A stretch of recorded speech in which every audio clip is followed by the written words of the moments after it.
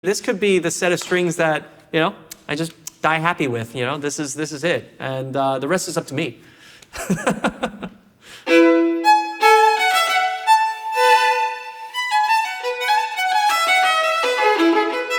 Wow, so we have to rewind to where it all began. This was 2009. I had just won the Queen Elizabeth competition. I was 20 years old, fresh kid off the block. And I was a cheeky kid, I was mischievous. I guess growing up in Australia, brought a lot of sunshine into this very serious, this very institutionalized world of classical music. After winning, I decided to just reach out. I'd been playing Thomastik strings for a while, ever since I had my first full-size violin. So I just wrote a little cheeky email, said, hey, would you mind just, supporting an artist? I just won the Queen Elizabeth. Would that be okay? Right? I started really getting into sound discovery, really exploring sound, trying to figure out all the different nuances. I realized as I grew over the following years, as an artist, as a violinist, so did my taste, right? In sound and instruments. And I realized that strings were sort of like the key to unlocking instruments. Certain instruments were more suitable to a particular set. Other instruments were more suitable to, a different sort of gauge, perhaps. So little facts like that, all from Thomastik, all that I learned in my journey to sort of explore sound and find the best setup.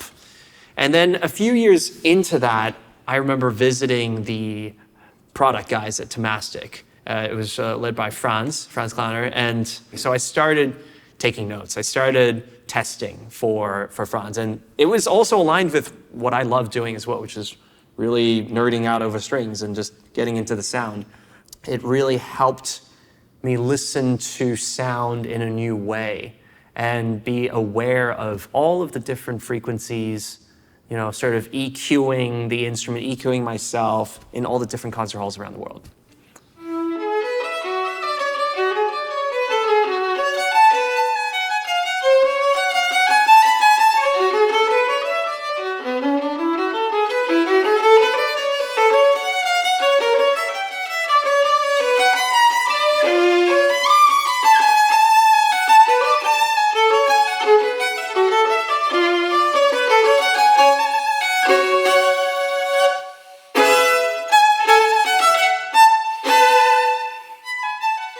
So I started with a dominant set, which then evolved into a slightly adjusted one where the D and the A strings, I chose a lighter gauge. It was actually recommended to me by my teacher. He would always use a light A, and I thought, why not actually further that and use both light A and light D, because the curve of the bridge made these two strings have the most tension, right? And typically the D string, you don't really need that bright of a sound. You need sort of like a more melancholy sound, a warmer sound, and then by doing this, it really opened up the G and the E string, so you could really, play brilliantly or dig in and get that juicy sound.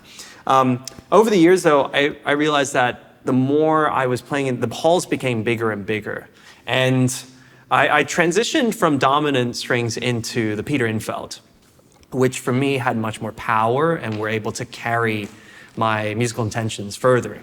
And that was a really interesting time. I actually played on those strings for quite some time, and before I met Franz again and went into the testing room, and then I was like, okay, why don't we actually use prototype strings?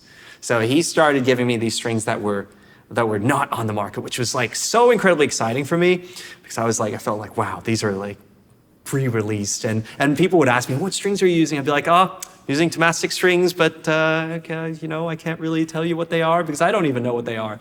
And that happened for a few more years before I got this instrument. And this instrument is a Stradivarius made in 1714. It used to belong to Jascha Heifetz. It's known as the Dolphin.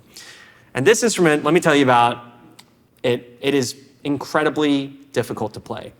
It's a high maintenance instrument. We get along now, but at the time, I'd gotten it for about 2 weeks. This was about November 2022. And I was struggling with it a lot. It's the most difficult violin that I've played on in my life.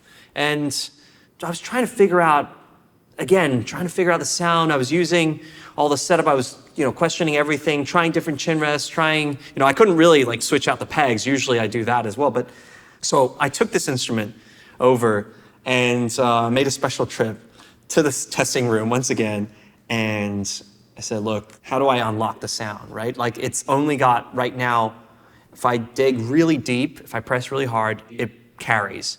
It's kind of on or off right now. There's no gradient, there's no like sort of different colors that I can access. But I'm sure, it being Heifetz's instrument, I must be doing something wrong. What is it that I'm doing wrong? So Franz looked it over, he gave me some advice about the bridge, and then he also said, you know what? I might have something that could be the key to all this.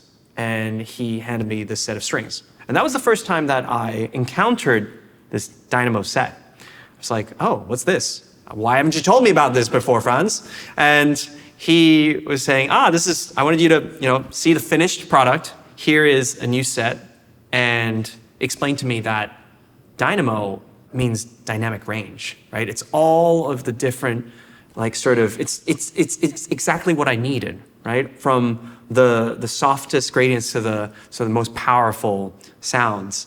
That's the concept of this string. Many other string sets sort of give you power or they give you color, but this one, he said, it was like the ultimate gradient. And I tried these strings on, and the effect was immediate. It was just like, wow, it's brighter, more powerful, and yet deeper all at the same time. It was very worrying, in fact. I thought, oh no, how long is this gonna last, right? I was like, what if this is only for one day? What if this is like a one-hit wonder? And he was like, here are some extra sets. Go play with it, play your concerts. He said, it's gonna sound even better in 3 days. I was like, really? Okay, sure. I went ahead, played concerts, played 14 concerts, in fact. And afterwards, I was like, wow, this is really something incredible. And I was able to really, through that, I think really unlock the full potential of this instrument. So for that, I'm really grateful and really happy. I immediately tried it. I was like, okay, there's one more test I have to do. I have to see if, this is a Strat, right? Maybe it's just for this instrument. I often play on modern instruments too. And I thought to myself, okay, I have to see if this works for everything. So I put the set of strings on my modern instrument, and I was surprised. It made it sound better. It made it have more color, more nuances. So I was like, okay, all right, this could be the set of strings that I just die happy with. This is it, and the rest is up to me.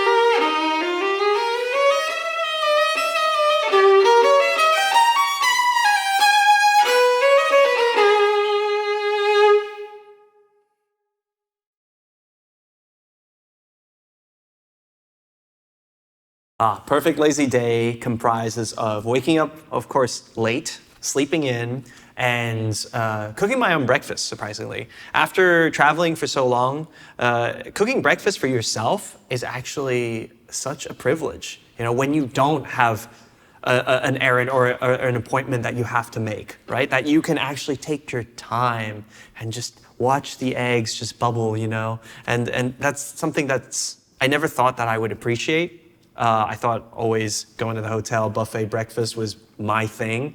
But then realizing that, yeah, this is actually being able to have your own schedule, make your own schedule, and then play video games. I don't know, go see friends, whatever it is that you want, has become something that I treasure a lot.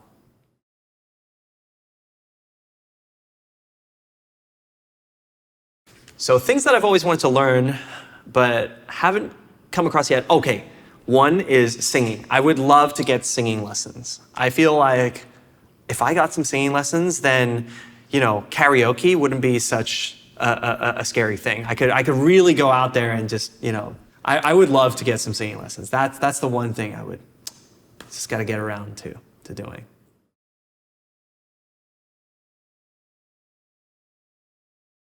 Okay, so besides my passport, which I think is, everyone would go back to get, I can't travel without earplugs. So earplugs, I can sleep in all these different hotels and also on the plane, buses, cars, trains, everywhere. But I have to have two things, my earplugs and my neck pillow. So those two things are really, really crucial. The earplugs really make a difference, even in complete silence. If I'm in a room where it's noise isolation, I still need them because now it feels kind of weird without them. And I feel like it's become a psychological thing. So I've become dependent on my earplugs, which is awful. But yeah, don't worry, I change them often.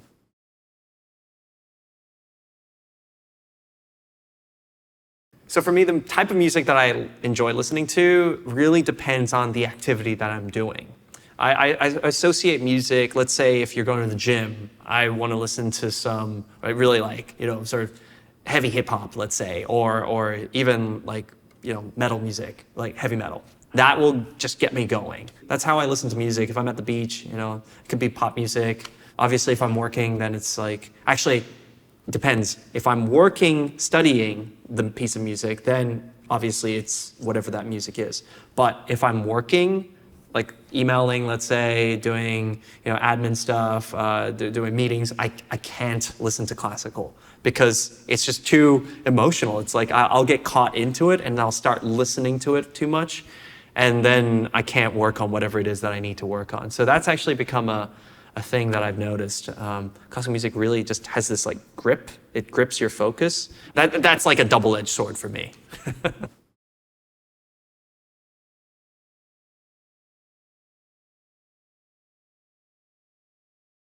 Oh yeah, users can definitely listen to me practicing.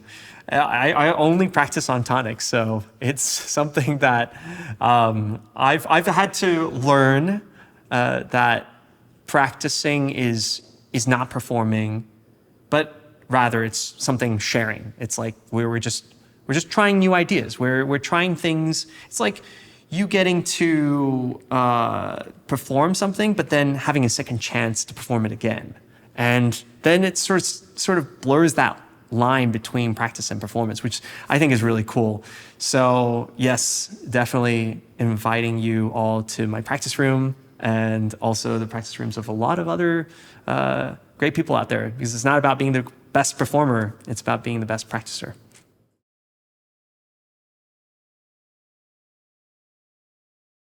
Dog, because they're so loyal, but a cat-shaped dog would be pretty cute too. Instagram. I prefer hot. Oh, that's a good one. Coffee or tea? I'm sorry to my ancestors, coffee. So I would say text first and then call. Like that's the proper order. Beaches for sure. Like always, yeah. So I used to be more books, but then the movies just got really, really good. The visuals just have improved. I would say books still over movies, but books versus TV series. That would be more difficult. I'm glad you didn't ask me that. Oh no. Books versus TV. I think pass. Go-getter for sure. I mean, this is not even yeah, for sure. Go-getter. That's what I've always been. Yeah.